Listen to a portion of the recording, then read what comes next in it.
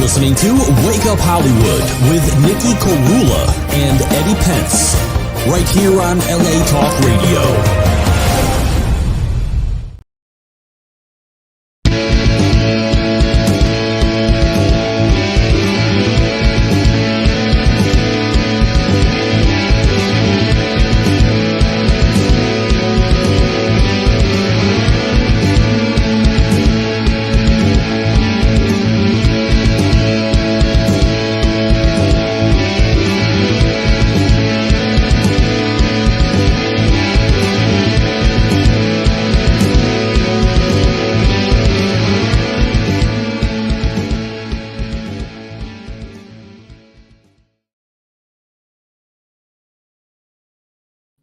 Wake Up Hollywood, this is your host with the most, Nikki Korula. We're going to jump right into this interview.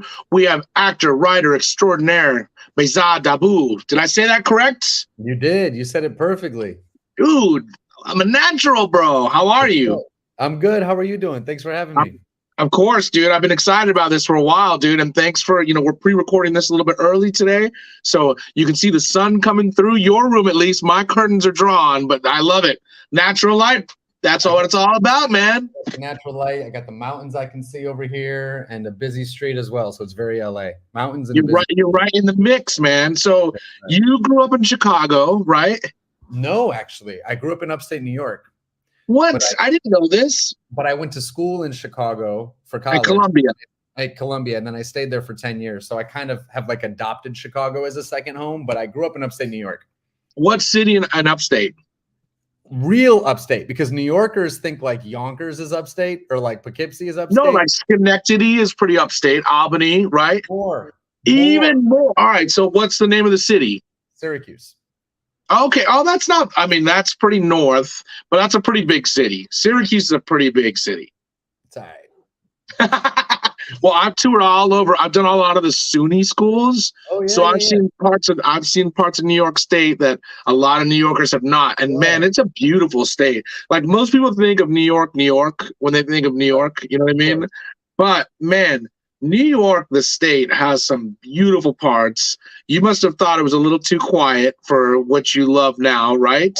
It's interesting. The nature in my area was beautiful. Like the Finger Lakes right there, and there's amazing. Where, but I guess the urban part where I lived wasn't so beautiful. A lot of boarded up windows and stuff where I grew up. So that's kind of where like my childhood feels a little different than the beauty. But when I've gone back as an adult and visited, that's when I was able to be like, whoa, the colors, the trees, the leaves, like the lakes. Like the leaves, man. Yeah, but I didn't appreciate that as a kid. It wasn't until I went back as an adult that I realized how beautiful the area was. Well, you must always be rooting for Syracuse when they're playing in the March Madness, I'm sure, right? Yes, the Syracuse Orange. I grew up. One of my best friends growing up played for the Orangemen. One of the legends, Andy Routen. So I went to a lot of Syracuse games, and yeah. So I definitely. I don't follow college basketball as much anymore, but I was definitely an Orange fan. Well, it's funny. I don't follow it during the season, but March Madness, I'm in, man. Like I'm like, even if I'm not paying attention, I'm like, I'm betting on it. I'm like watching games. I'm watching the upsets. But Syracuse always. That's all that. I'm sure that's what a lot of people think of when they think of Syracuse. But tell me what it was like growing up in that environment, and what was the moment of zen that made you first fall in love with movies, acting, writing? What was that moment for you? I was always a storyteller. I always loved to like tell stories and things. And one time I was very, very young. I vaguely remember this, but I've heard this from other people in my life many times. But I came home one day and I told the biggest lie ever. It was like the biggest and most dramatic lie. And all the adults knew right away that I was lying. So I basically was like,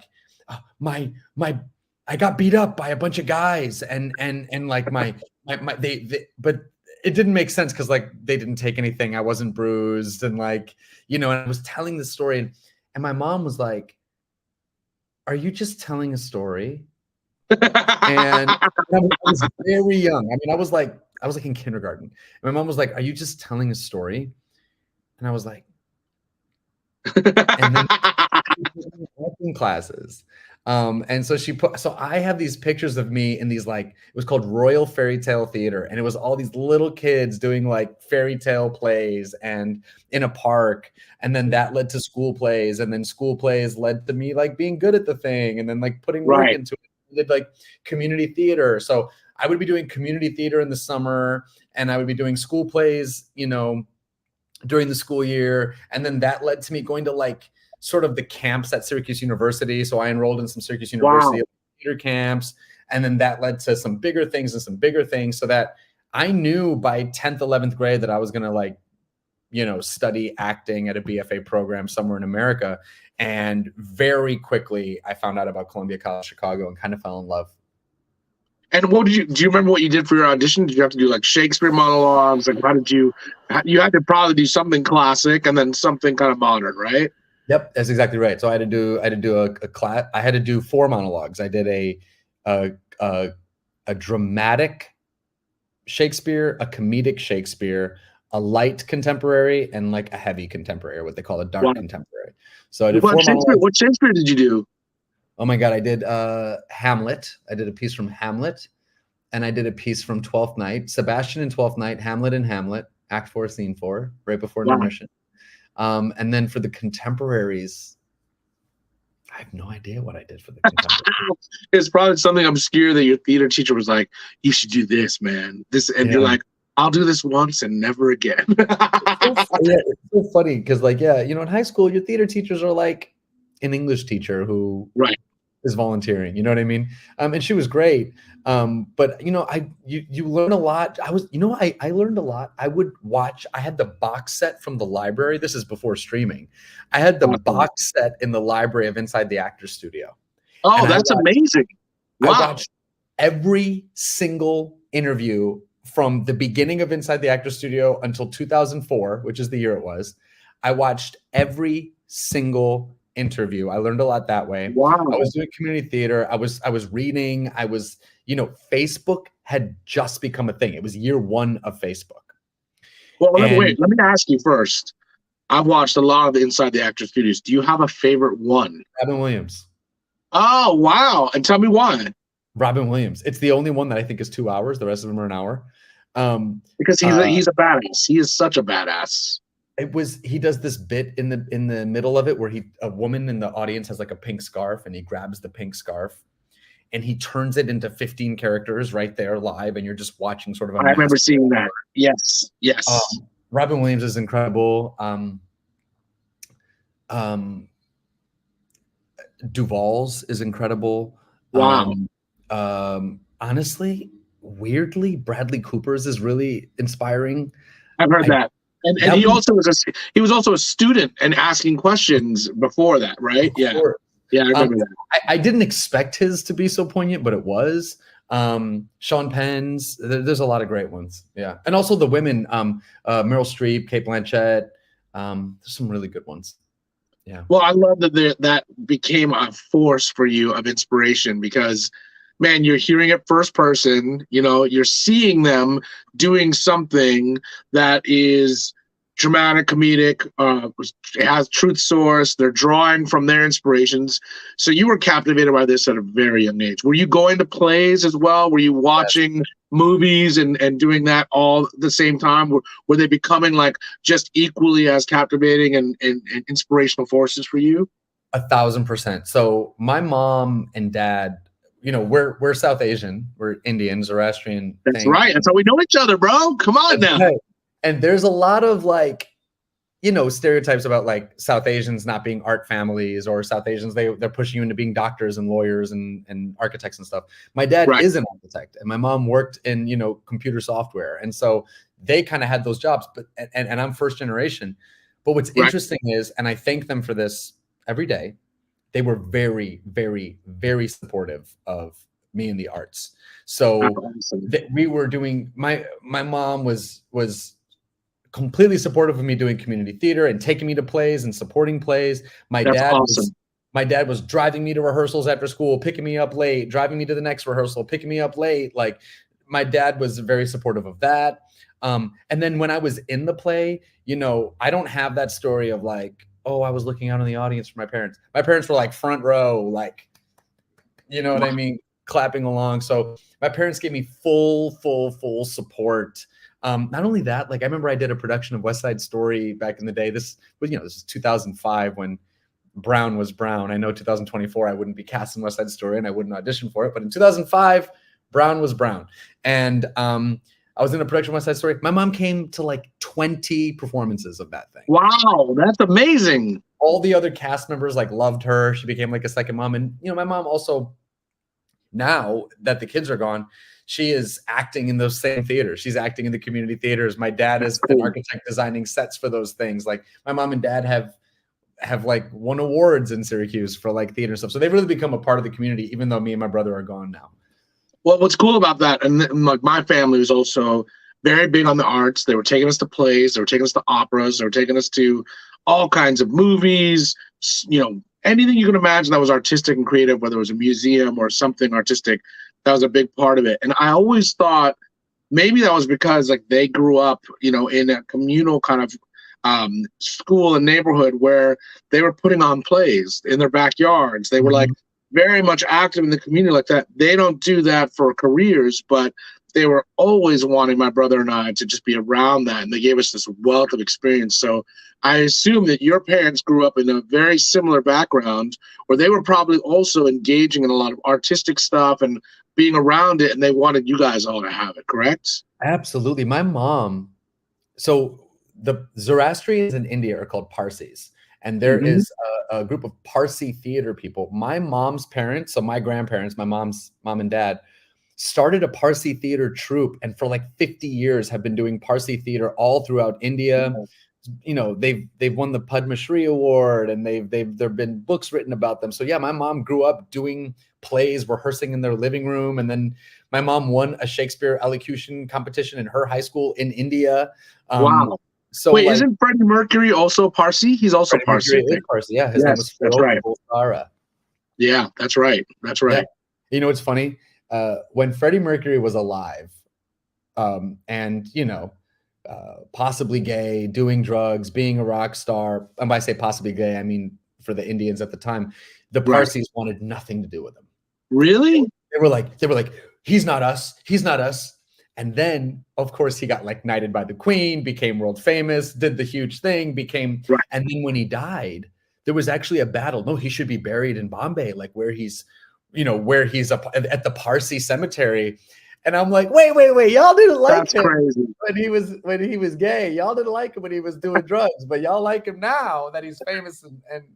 You know what? There's something about like how groups, I'll say all groups, it could be ethnic groups, religious groups, doesn't matter what it is, how they attach themselves conveniently, and it's never at the it's not at the point that the artist needs the most support. It's usually at the point where they're like, we don't really need you, and now they're like, wait, we want you to be a part of this, which is crazy. But I always was very proud that he came from our heritage, because I think it's, especially growing up as a kid, Ravi Shankar was the only Indian musician. So to see somebody doing rock, did you have anybody, and this is kind of a cool question, I wasn't expecting to ask you this, did you have any actor that was brown that you were like, oh, I'm drawing inspiration from him, this is like a role model? Did you have somebody like that?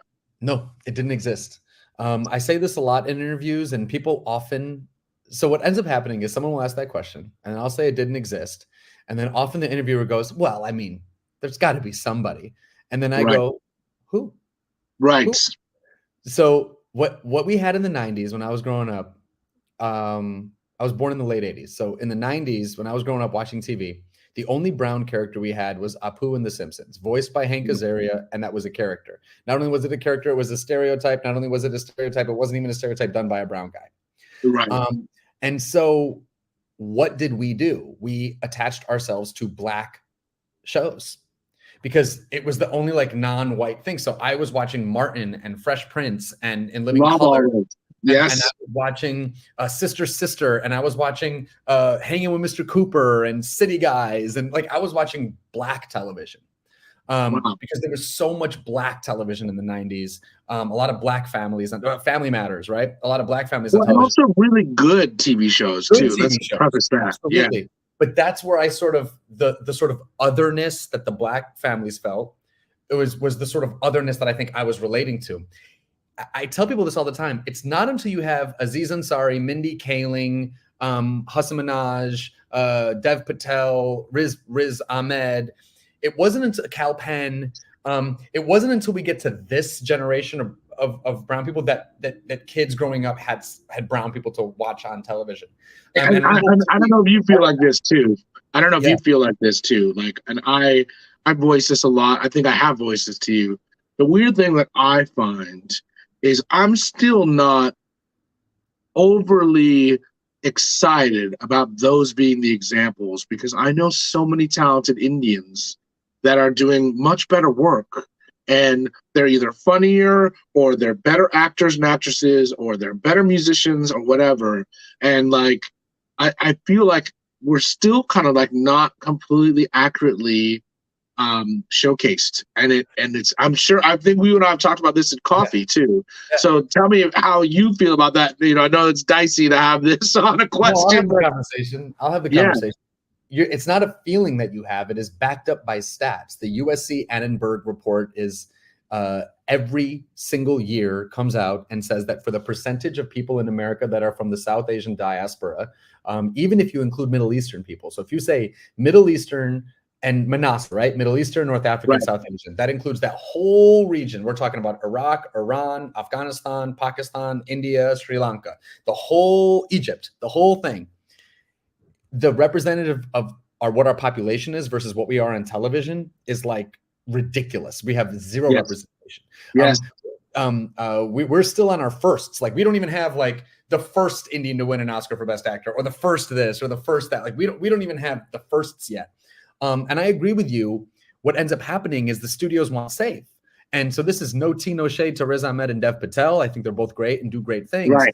But what ends up happening is the studio will say, oh, we have an Indian character. Can we get Riz Ahmed? Can we get Dev Patel? And they'll be like, no, they're doing this project and that project. Oh, well, then we can't do it. It's like, oh, well, you can create a new Riz Ahmed, a new Dev Patel. You can cast myself in it. And then, you know, I can't become Riz Ahmed or Dev Patel unless you cast me in something the way you gave Dev Patel Slumdog Millionaire, the way you gave Riz Ahmed The Night Of. You have to give them their first big project so that they can blow up. But they don't want to take those risks now. And it helps to be one of three things. It helps to be first. It helps to be British. Right. Himesh Patel, Riz Ahmed, Dev Patel. It helps to be British. This industry still. Well, I think Dev is actually Australian. I believe. Australian. It helps to be. It helps to be not American. Right. Because the industry still has this feeling of like they're better trained, they're better this, they're better that. Which they have great training, but I have as much, if not more, training. I have a master's from University of East London. I have a BFA from Columbia College Chicago. Like, I'm as trained, and so are many other brown actors, but there's sort of like a stereotype against American actors too. Also, we're talking about this. This is so potent. It's crazy. Yes. Yeah. No, I go through the same thing with music. It's like, you know, I'll have people make really ignorant statements like, oh, you know, like, are you not into like ragas? And I'm like, yeah, of course. I love all that stuff. Do I want to make that stuff? No, because that's not my truth source. I didn't grow up just jamming to Ravi Shankar every weekend. I was listening to Beatles. I was listening to Queen. I was listening to Dave Matthews Band. I was listening to James Brown, Michael Jackson. That's the stuff that I want to write in that vicinity, because those are the things that inspired me. And people don't know how to relate. Like, this is not who represents you. And I'm like, actually, it is. It almost represents me more than the Ravi Shankars, because I didn't draw from that. I was listening to those other records. You know what I mean? So I go through the same thing, and it's interesting because I always look, and I love seeing the Mindy Kalings and Dev Patels, you know, Aziz Ansari, just seeing that they all have opportunities. But I get a little frustrated because I'm like, man, this isn't even the best representation. And the other thing too, it's like all of these people, once they get in, they're not throwing the elevator back down, creating opportunities for others. And I'm like, this is so whack. You're not even top of the heap to me, and you're not even creating opportunities. It serves no purpose. You might as well just fill that with a white person or an Asian person of another, you know, land, or another, you know, ethnicity. So I want to give him one clarification point. some of them I think are trying to throw the elevator back down, and I think the industry is really stopping it. Like I know, for example, Riz is a supporter of the Pillars Fund, which does great work in Hollywood, and every year he helps fund and bring about 10 films by Muslim filmmakers. He does that every year with his own money and with his platform, of course, with the help of an entire team at Pillars, which we should shout out. But and I know Mindy is starting to do some stuff, and I know that I don't know what Dev does, but I'm sure he does something. So I know that they're trying, but it often feels like we are overlooked as a community. And I agree. You know, something about influences. I want to say this. In Hollywood, actors do a lot of things called generals, which is like a 20-minute meeting you have with a decision maker where they get to know you. And often they're like, well, what is your type? You know, like who is your type? Like, what is an actor you want to model yourself after? And they always want me to say Riz, Dev. But what's interesting is I'll be like young John Turturro, or I'll be like John Leguizamo, or I'll be like, John Turturro, young John Leguizamo. I even think about oh my God, I'm blanking on a name. But anyway, and they'll be like, and they get so confused. And I'm like, but why are you confused? Like my energy is actually very matched to those two actors. The types of roles I do is actually very matched to those two actors. Like the sort of like quirky vulnerability, the authentic, like real guy who can sort of like have a little street swag or whatever you want to call it. Like that's John Turturro's roles. That's John Leguizamo's roles. That's where I watched those movies that they were in as a kid and been like, I can do that role. I want to do that role. I can do that play. You know what I mean? And so to see people in Hollywood go like, oh, it's weird. It's like we only see in the binary of color. I love that you're bringing this up because I think about this on the daily. And I even thought, I was watching Gandhi the other day. And Ben Kingsley, I mean, he rocked that role. But I was just like, wow, they couldn't find an Indian to play this role. Like, I know he's got some blood in there, but it's like, I think his grandfather is Indian, so he's like 25% or 50%. Yes, I think it's exactly it. I heard he's a quarter Indian. But in a lot of ways, that could be considered blackface, brownface, because of what they did to make him look Indian. But he killed the role. Sure. He killed the role. You know what I mean? But I'm like, yo, this is crazy. Like they could have.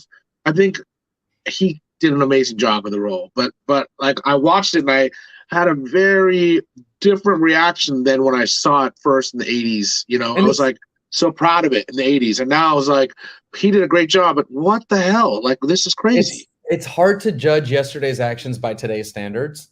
And so like back in the day, it wasn't a thing. I think about this a lot. When I was in high school, my senior production, they were like, you can do whatever you want. Like they were like, what do you want to do?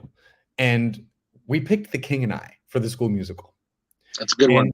And I played the King of Siam with a bald head and with like all the sort of East Asian clothing. Right.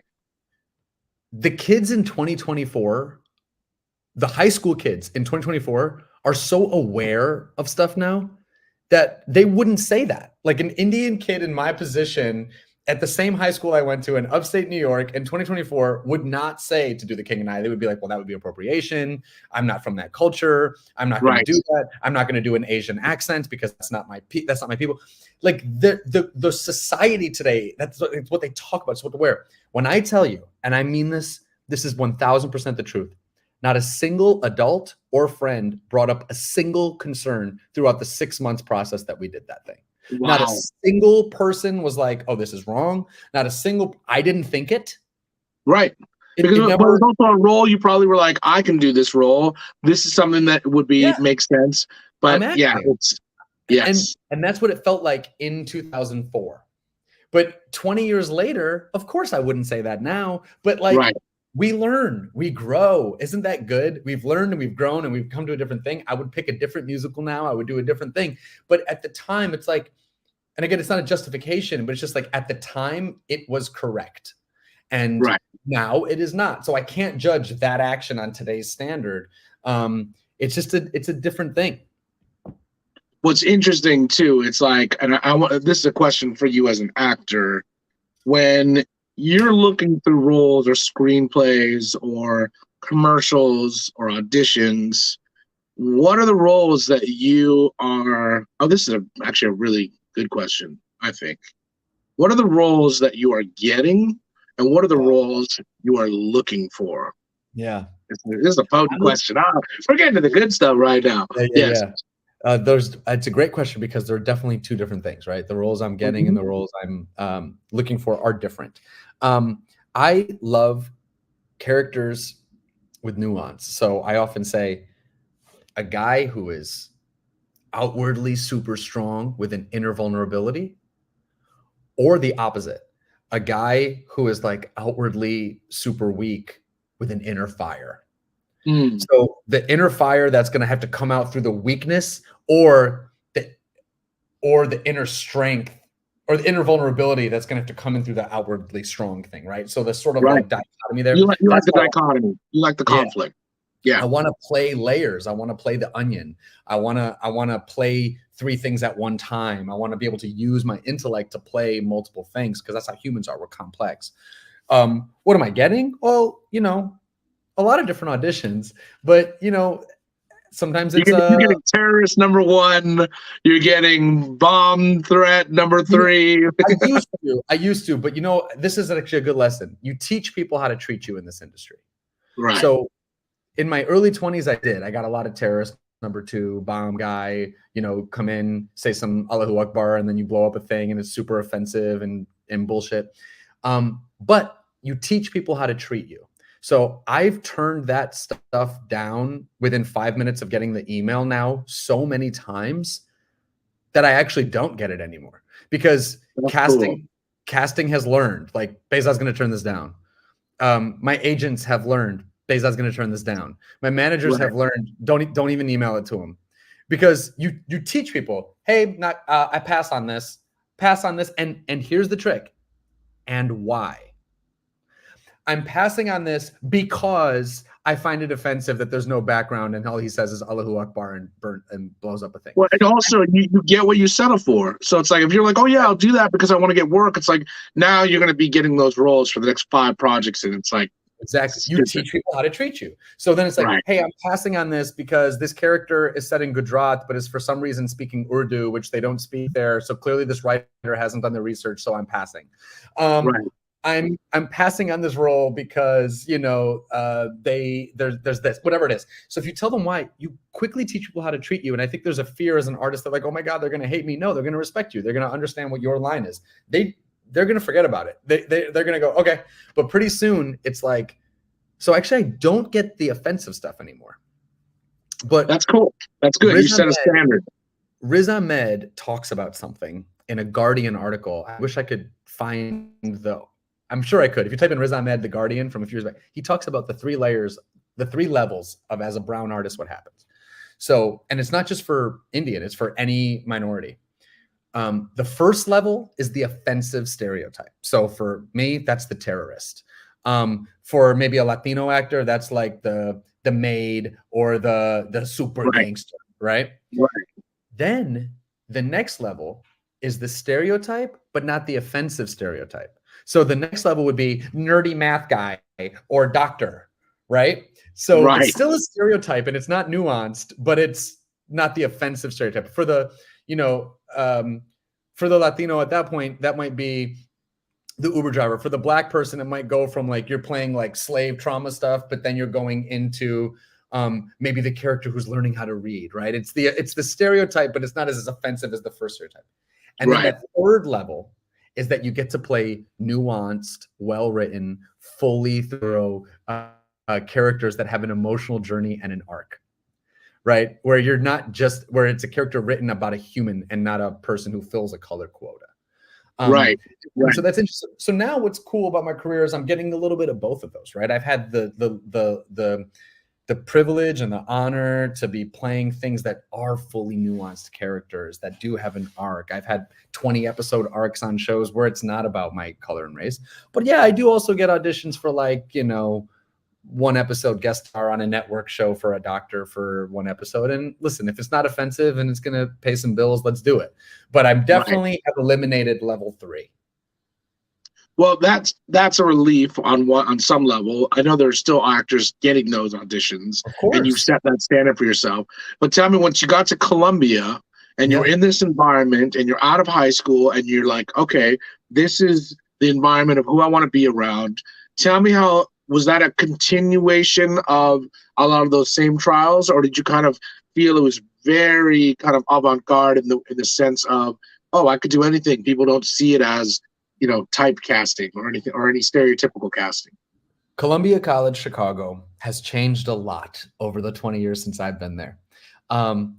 Every single person that was there when I was there is gone, either left or has passed on. But when I was there, it was the most incredible experience. I flippin' loved it. That's awesome. That's awesome. I was performing. I was playing all types of characters. The teachers just saw me as an artist, as an actor. They developed my skills. Like, they noticed that I would play this type. They put me in this type so I could learn that. They made sure I was well-rounded. They pushed me. They challenged me. They helped me grow. So much of what I teach today in my teaching, I pulled from the mentors and teachers I had there. That's cool. There was a different president. There was a different chair. There was different faculty. So it was a totally different school. There was a totally ethos behind the school. What I hear now is that it's very different. But back then, it was amazing. And I learned so much. And I wouldn't change that experience for the world. So no, they were building. I was doing Italian commedia dell'arte. I was doing British styles. I had a class about African-American playwrights. I did movement and combat and classic theater and contemporary theater. I was doing everything under the sun. So it was very forward thinking.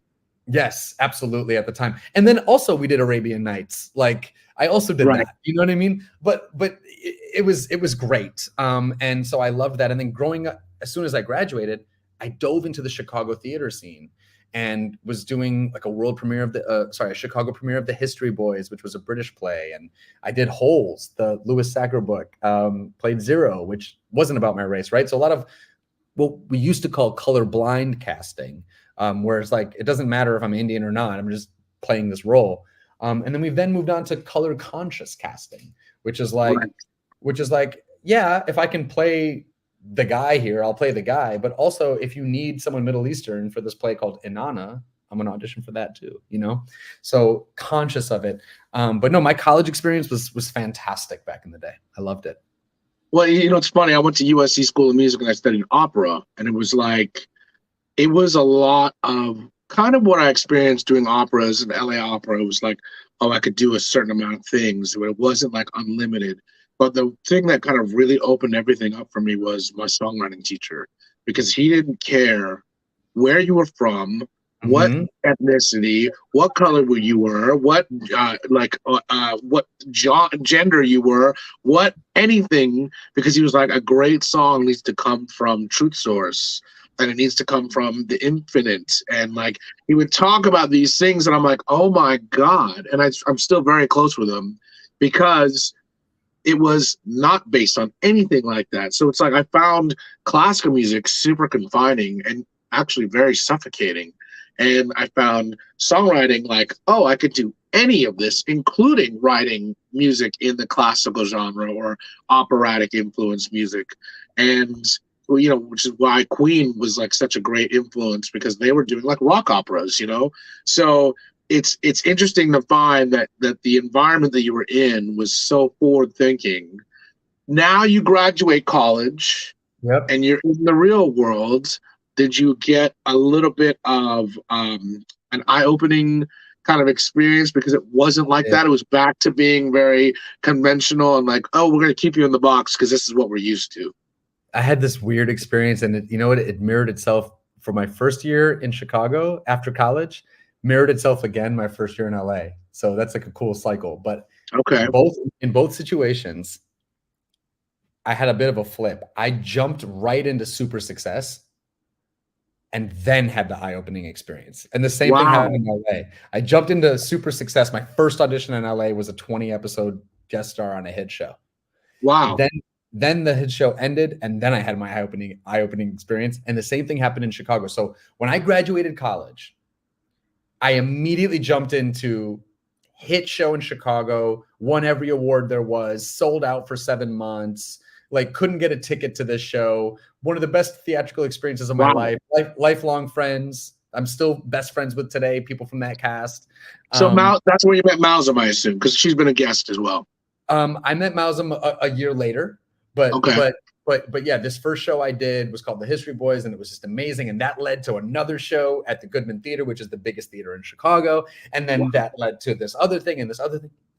And then I was like, oh, this is easy. This is easy. I'm in my early 20s. This is easy. This is going to keep going, right? Why would it stop? And then all of a sudden it stops. And why does it stop? Well, it stops because there's nothing for you that year, or because they cast another guy, or because someone else is hot shit, or whatever. It just stopped for whatever reason, because there's peaks and valleys in the industry. And so it stopped. And then I was like, oh. And everybody else was like, yeah, bruh, welcome to the party. You know what I mean? But I was like, it's not too easy now. Yeah, exactly. So then I had a rough couple years, but it really taught me. I'm glad I had that, because it really taught me about the peaks and valleys of this industry. And so then I met Malzum. We did a great play together. Then I had to struggle and did this amazing play that changed the course of my life, which we can talk about later. Literally changed the course of my entire life, this play. But the same thing happened in LA. Like, I got to LA 10 years later, and I'm doing this play, and boom, get this first audition, boom, book it, boom, have this amazing year and a half doing the show. Then that ends, and it's like, now what?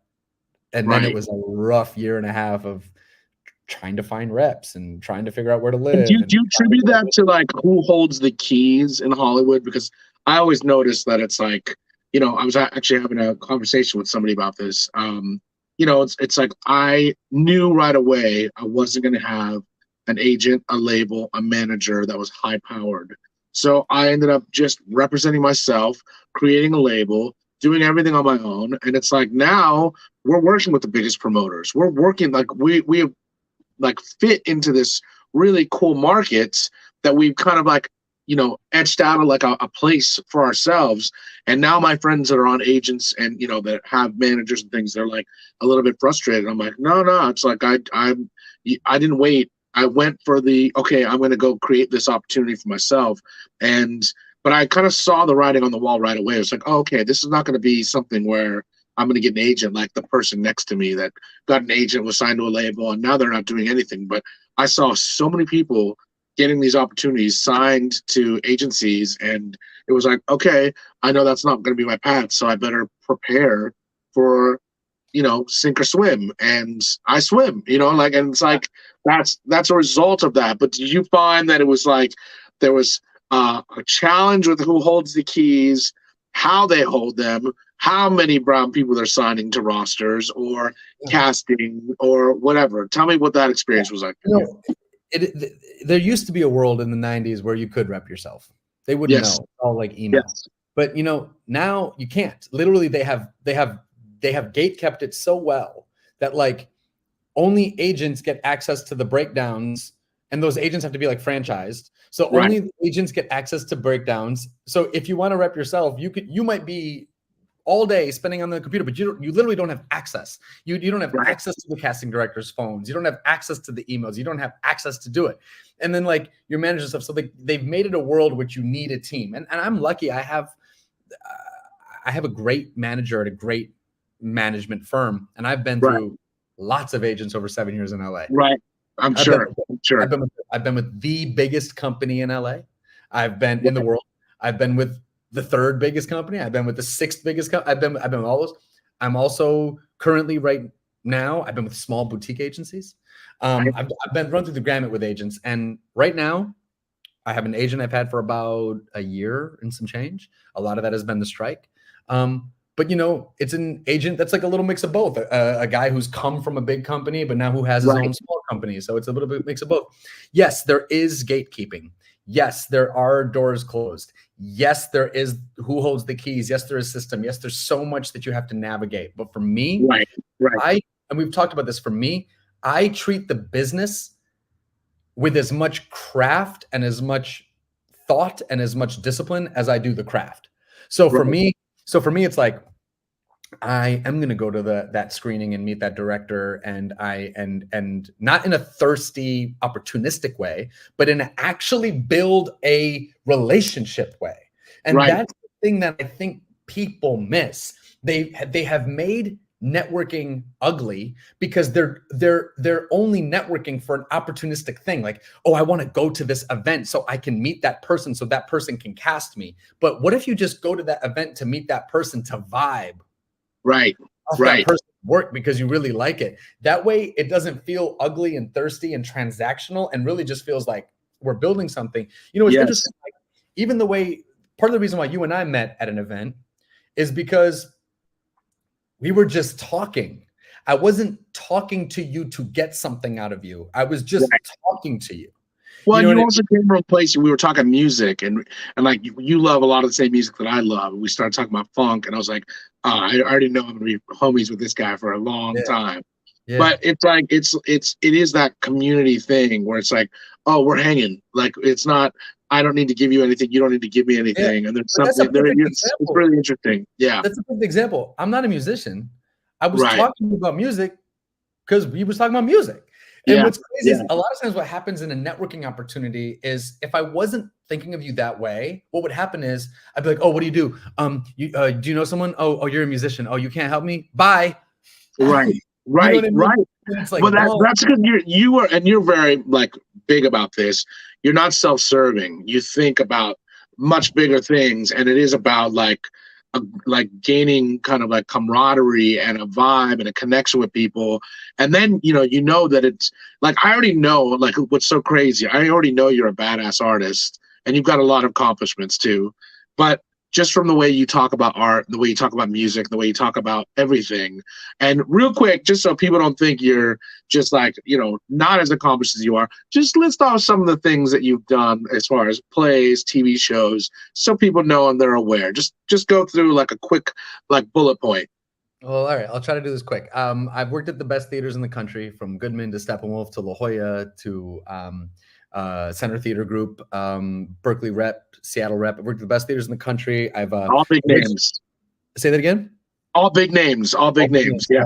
I've originated plays with Pulitzer Prize winning playwrights. So I was in the original production of Disgraced. I think I've done more productions of Disgraced than any human, all over the country. I'm doing another one actually coming up in a couple months, a reading in Studio City.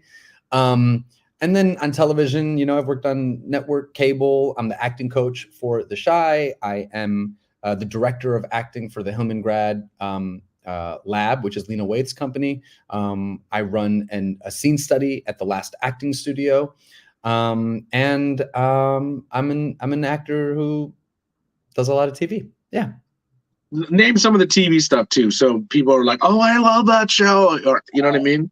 I did a large arc on How to Get Away with Murder, a large arc on The Chi on Showtime, The Good Place. That must have been a great. How to Get Away with Murder was an amazing cast.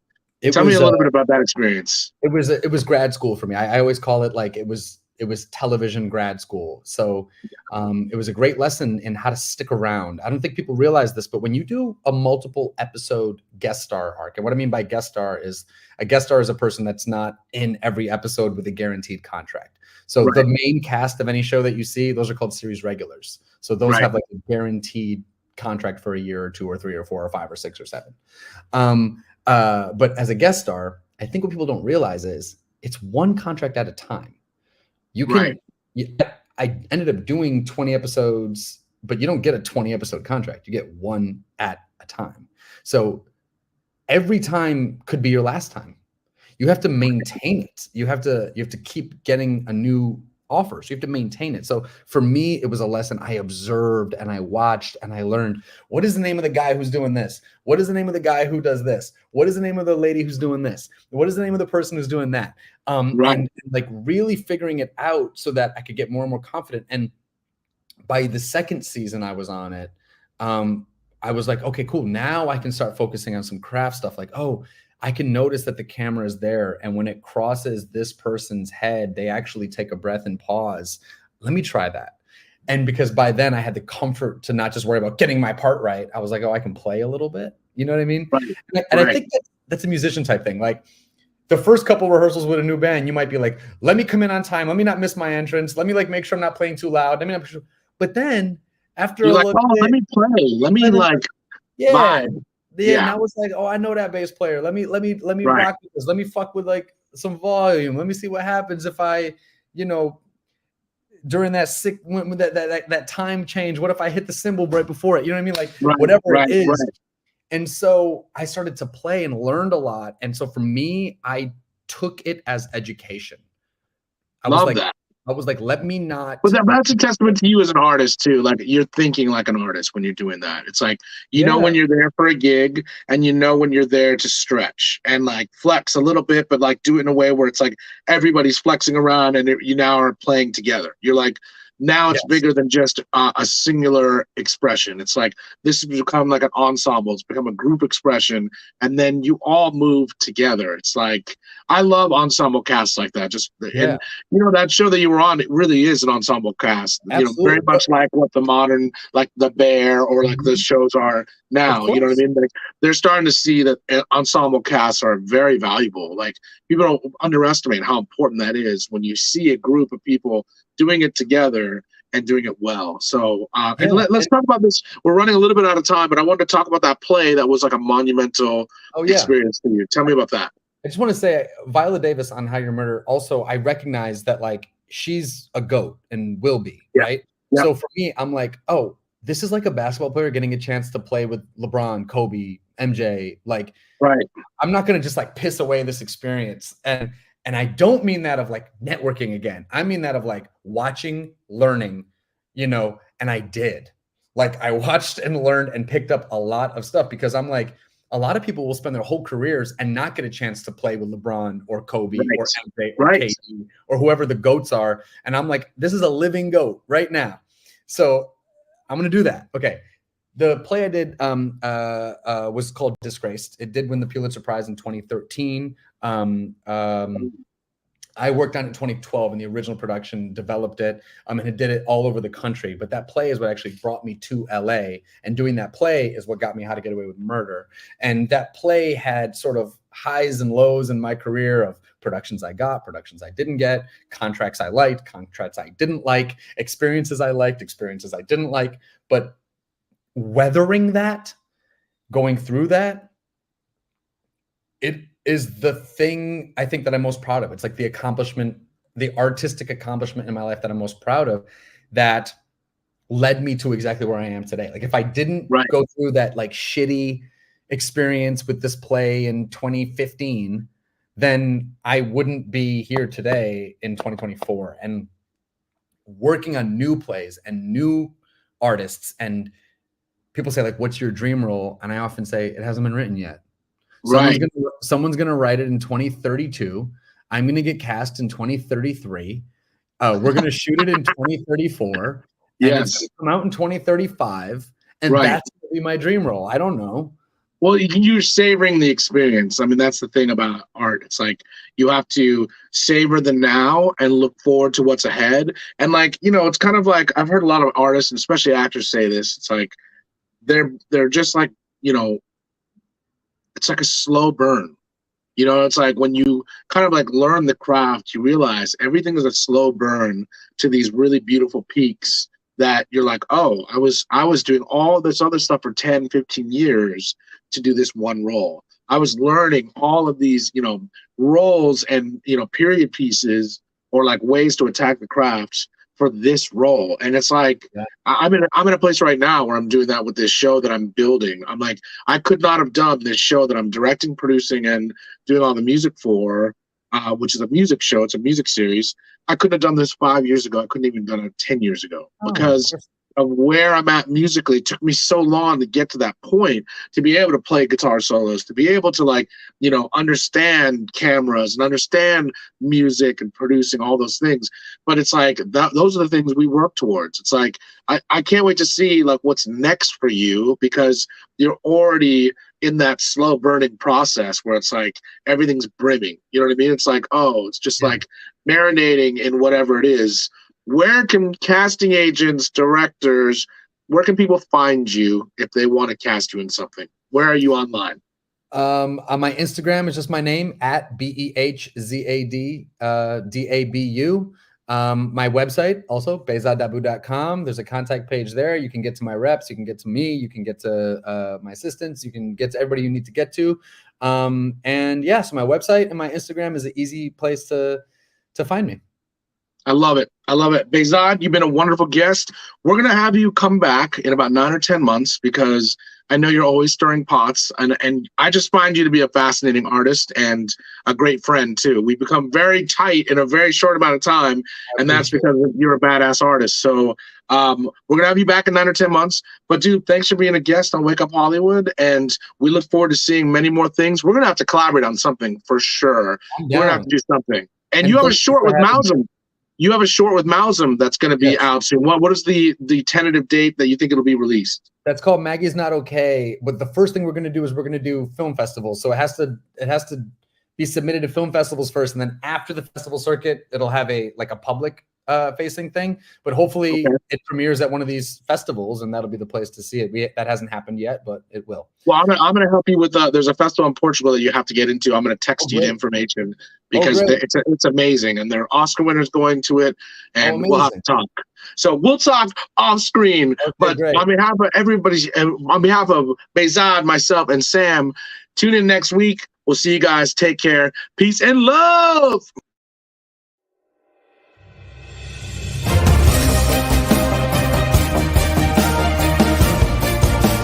You're listening to Wake Up Hollywood with Nikki Korula and Eddie Pence, right here on LA Talk Radio.